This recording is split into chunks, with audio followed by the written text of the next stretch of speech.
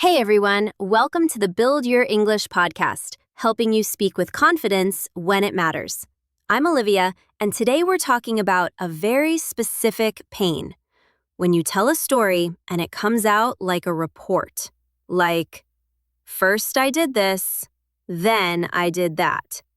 And somehow, by minute 2, the other person's eyes are already searching for an emergency exit. I'm Mark, and yes, today is about storytelling that holds attention. Not storytelling that sounds like you're presenting quarterly results. Because nothing hurts more than watching someone politely nod while their soul leaves their body. Okay, I'm gonna start with a confession. I recently told a quick story to a friend. I said, quick story, which is already a lie. And the story turned into a 5-minute timeline with no climax, no tension, no point, just events. I could literally hear myself talking and still couldn't stop, like I was trapped inside my own PowerPoint. That's brutal. But it's also extremely common. People think their life is boring when the real issue is they're telling it like a shopping list. Exactly. And what made it worse is that it wasn't even a boring situation. It was actually kind of funny. But I told it in a way that removed all the fun. I was like, so I went there at 7:10, and then I waited, and then I saw him, and then I said something, and then... And my friend did that slow blink, like a computer loading. The slow blink is a warning sign. That's your listener's brain buffering. And the moment you see it, you have 2 choices. Keep reporting or start telling a story. The problem is, in the moment, you panic. You think, oh no, I'm losing them. So you add more details, which is the exact wrong move. It's like when you're sinking and you decide to bring extra luggage. Right. And this is where I want to give people a clean framework, not a complicated one. A story that holds attention usually has a simple engine: a problem, a decision, and a consequence. Problem, decision, consequence. That already sounds more alive than my 7:10, 7:12, 7:14. Because reporting is time. Storytelling is tension. Reporting is what happened. Storytelling is why it mattered. Okay, so let's make this real with my disaster story. The situation was, I went to pick up a package. Simple, should be 1 minute. But it turned into chaos because the delivery guy wrote my name wrong, like aggressively wrong. Perfect. That's already a problem. Your brain should go, great, something went wrong. That's where attention wakes up. But I didn't do that. I started with geography. I was like, so there's this building near my place, and it has 2 entrances, and one entrance is... And I could feel the oxygen leaving the room. That's the report habit. People start with background because they think context equals clarity. But too much context kills momentum. It's like I'm trying to be fair to the audience. I'm like, let me give you the full picture. And they're like, I didn't ask for the full picture. I asked for the movie trailer. Exactly. So here's a better opening for your package story. You start with the problem in the first sentence. I went to pick up a package and the guy had my name completely wrong. That's it. Now we're in. That's already better. It's like you opened a door instead of showing floor plans. And then you add one visual detail. 1, not 5. 1 detail that makes it feel real. He was holding the package like it was evidence. Or, he said my name like he was trying to summon a demon. He did say it like a demon summon. That's so accurate. And I love this idea of one visual detail because it's the difference between information and scene. Exactly. And scenes hold attention. Lists don't. Now, after the problem, we go to the decision. What did you do? I tried to correct him, but in my polite panic voice, I said, oh, hi, sorry, I think maybe this is mine? Which made me sound like I was attempting to steal my own package. That's a great decision moment. Because it shows character. You were nervous, you wanted to be polite, you didn't want conflict. That's human. And then comes the consequence. He didn't believe me. He literally looked at me like, nice try. Perfect. Problem, decision, consequence. Now you have a story engine. And here's the thing. When you use that engine, you don't need to be naturally interesting. You just need to stop talking like a report. So basically, the goal is not to add drama. The goal is to reveal the drama that's already there by choosing the right structure. Yes, and this is one of our recurring ideas today. Stop sounding like a report. If you remember that phrase, you'll catch yourself mid-story and adjust. Okay, but I want to talk about why this happens, emotionally. Because the report style is often a safety move. When you speak in a report style, you feel protected. It's factual, it's neutral. Nobody can judge you. Exactly. Storytelling feels risky because it reveals you, your reactions, your personality, your choices. A report says, I'm just sharing information. A story says, this is how it felt. And people are scared of that.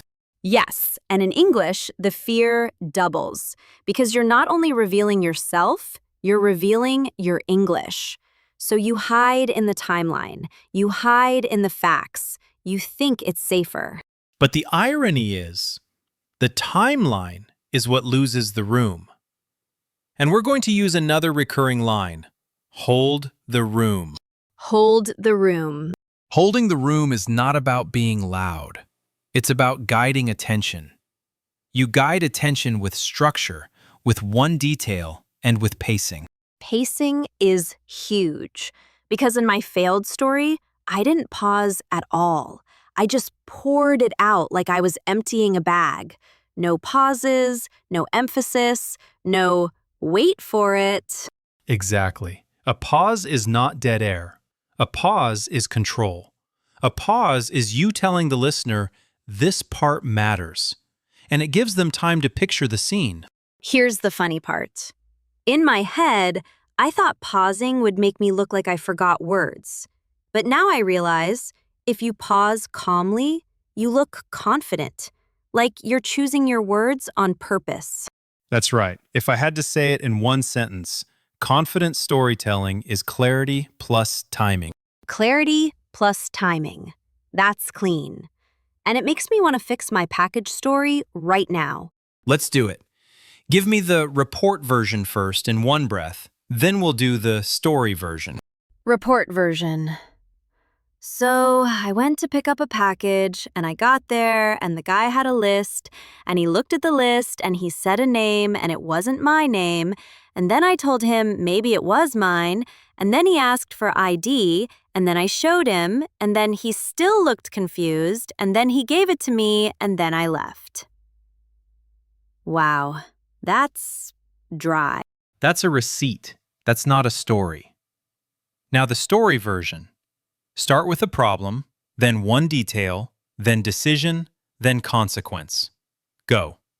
I went to pick up a package, and the guy had my name completely wrong. Like he said it with full confidence, like it was a celebrity name. I smiled and tried to be polite, so I said, I think that one might be mine. And he looked at me like I was running a scam. So I pulled out my ID, and he studied it like he was a detective. And then, finally, he handed it over like he was doing me a favor. That feels so much more alive. Because now we can see it. And notice something. You didn't add more events. You added shape. Shape is the word. It's like the story has bones now. Before, it was just soup. Exactly. And there's another practical trick. Stop explaining what people can already understand. Listeners are smart. If you tell them, he looked at me like I was running a scam, you don't need to explain your entire nervous system after that. They get it. That's such a big one, because I over-explain when I'm nervous. I try to control the listener's understanding. I'm like, no, wait, what I mean is, so basically, and suddenly I'm doing emotional babysitting. And it's exhausting for you and for them. So here's the rule. Give them one clear dot, then let them connect it.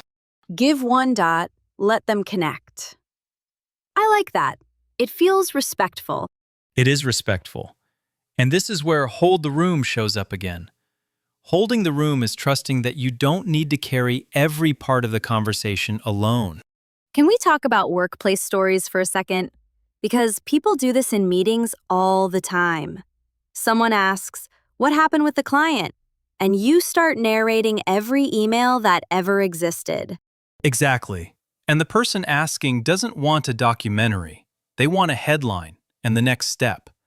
So you give them the problem, the decision, the consequence. Client pushed back on timing. We offered two options. They chose option A, so we're shipping Friday.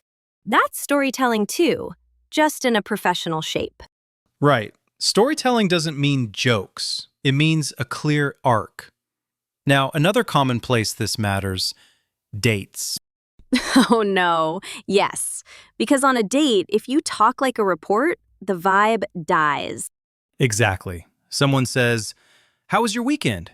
And you say, "Saturday I did groceries, then I cleaned, then I watched a show, then Sunday I went to the gym." That's not a weekend. That's a spreadsheet. The weekend spreadsheet. Horrible. A better version would be, "I tried to be productive, but my couch won." One detail, one emotion. Now it's a story. Yes, or "I went to the gym and immediately regretted it." Now we have tension, we have comedy, we have humanity. So basically, you don't need to be more interesting. You need to be more selective. That's the whole thing. Selective beats comprehensive. Reporters try to include everything. Storytellers choose what matters. Okay, I want to bring in a tiny moment that changed this for me. I once listened to a friend tell a story that was objectively nothing, like she dropped her coffee. That's it. But the way she told it, I was fully locked in. Why? Because she gave one detail. She said, "The cup hit the floor and it made that sad little thunk sound. And I stood there like I was watching my own life in slow motion." I could see it. I could feel it. It wasn't the event, it was the scene. Exactly. And that's why I keep pushing one visual detail. It's like adding color to a sketch. It makes it real. And it's easier than people think. You don't need fancy words. The detail can be simple. A sound, a face, a small movement. Yes. And then pacing. This is where pauses do work. You don't rush to the end. You let the tension breathe. You let the listener imagine. I used to treat pauses like a threat. Now I treat them like seasoning. A little pause makes everything taste better. That's a good metaphor. And here's another line we'll repeat. Don't narrate, paint. Don't narrate, paint. Narrating is listing actions. Painting is showing one image that carries the feeling. That's what people remember. Okay, so how do we handle the moment where you lose the room mid-story? Because it happens. You see the slow blink. You see the glance at the phone. You feel the air shift. You cut. You don't punish them with more story. You cut with a clean landing. You say, "Anyway, the point is," and you deliver the point in one sentence.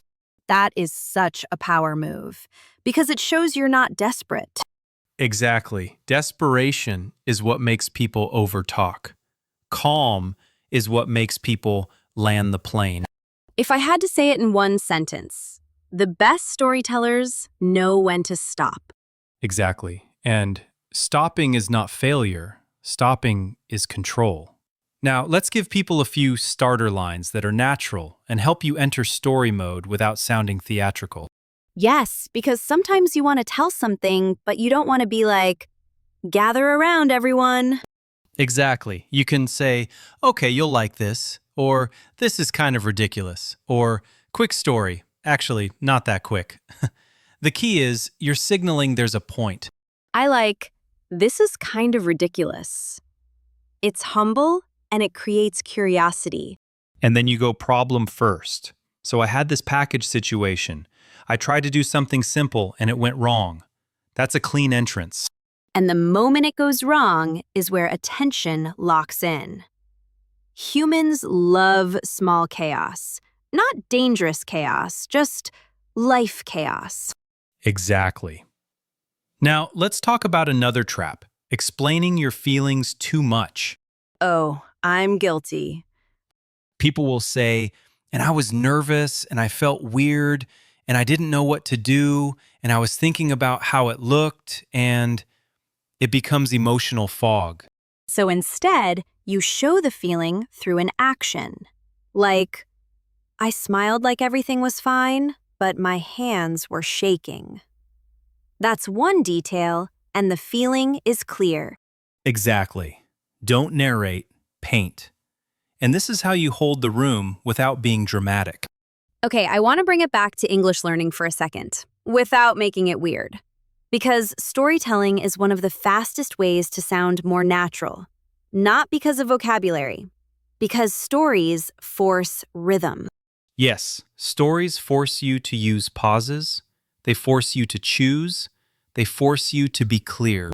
And they also make you feel more confident because the listener reacts.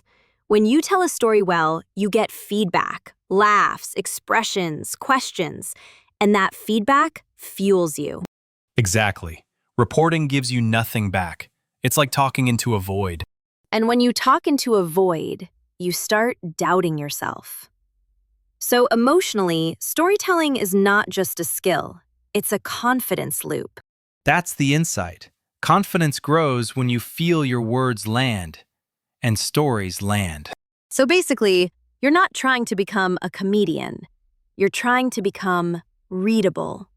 Like people can follow you without effort. Exactly. If I had to say it in one sentence, a good story is a guided experience, not a data dump. A guided experience, not a data dump. That's perfect. All right, let's close with a quick challenge that doesn't feel like homework. Next time someone asks you a question, work, friend, date, pick one moment from your day and tell it with problem, decision, consequence. Add one visual detail. Use one pause. And if you catch yourself going into spreadsheet mode, then, just stop and say, anyway, the point is, and land it. Hold the room. Don't narrate, paint. Stop sounding like a report. That's it for today. Thanks for listening to the Build Your English podcast, helping you speak with confidence when it matters. Next episode, we'll talk about something that sounds small but changes everything. How to set boundaries in English without sounding cold or rude. And until then, remember, you don't need to be more interesting. You just need to stop talking like a report. See you next time.